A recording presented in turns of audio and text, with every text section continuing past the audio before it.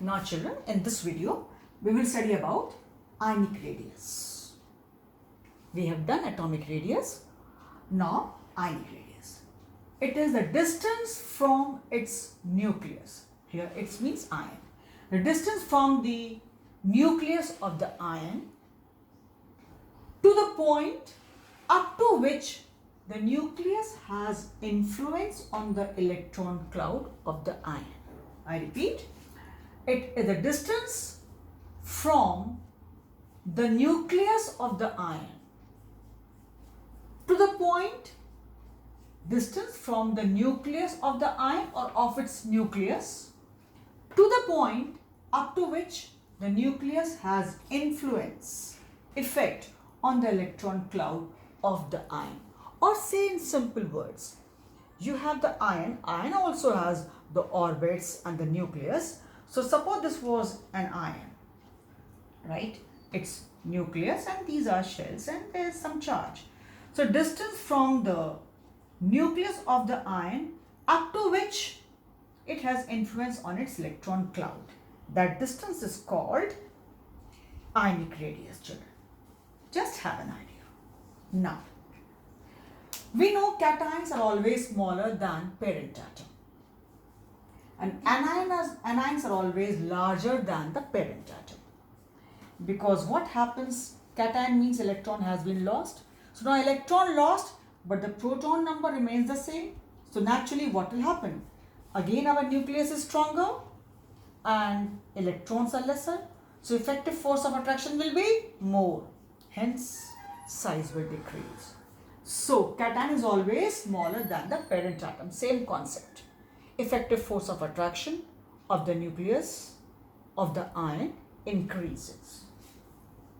If we have an ion, same, suppose it was 14, this was the nucleus having 14 protons and here 4 electrons. Now suppose you have brought or it has taken up 2 electrons more, plus 2 electrons. So now it is 6 electrons, but protons are still the same. So what happens? Now if we compare the effective force of attraction, which could have been here for only 14 total electrons, or just say 4 electron, if you see just 4 electron, is what? Weaker, because these two have come later on. These electrons, these two have come later on. So whatever size was there, now it is 6 electrons, it has added 2. So what happens? The force of attraction of this nucleus becomes weaker because they are more in number. So when the force of attraction is weaker, they get pulled away. That side, right? Because of electronic repulsions, right?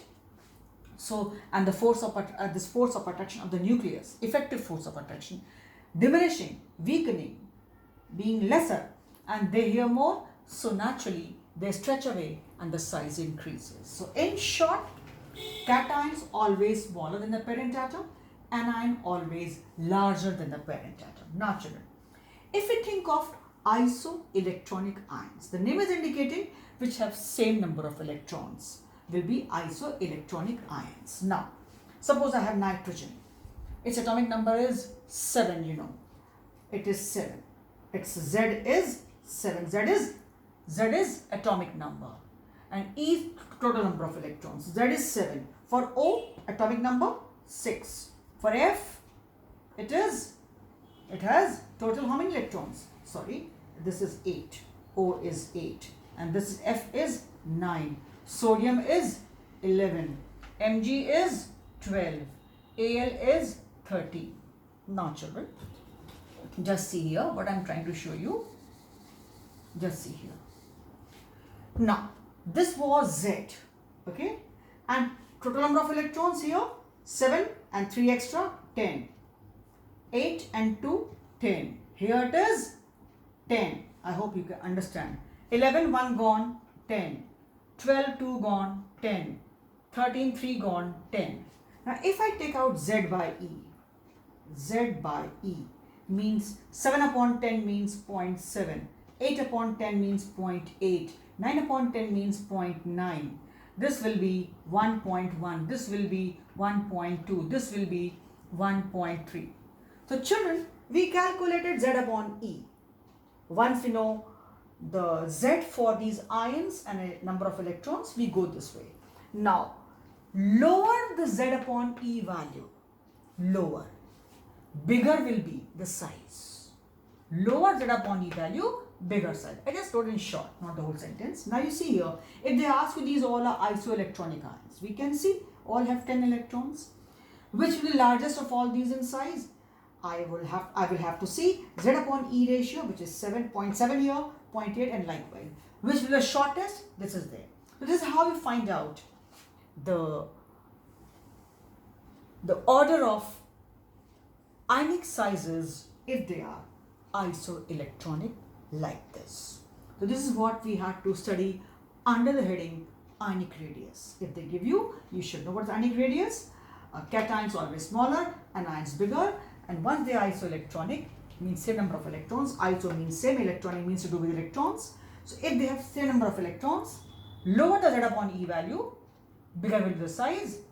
Z is atomic number, E is total number of electrons. So you can calculate from here, and you have seen. So if I say arrange them in the increasing order of their ionic radius, so you can see that N minus 3 will be the largest, then it will be O2 minus, then it will be F minus, then it will be your Na plus, then it will be your Mg2 plus, and then last is your Al3 plus. This is your increasing order of ionic radius.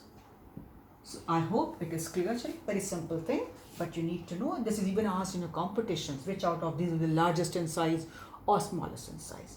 I hope it is clear to you. So in this video we have studied this, and I stop here. Thank you.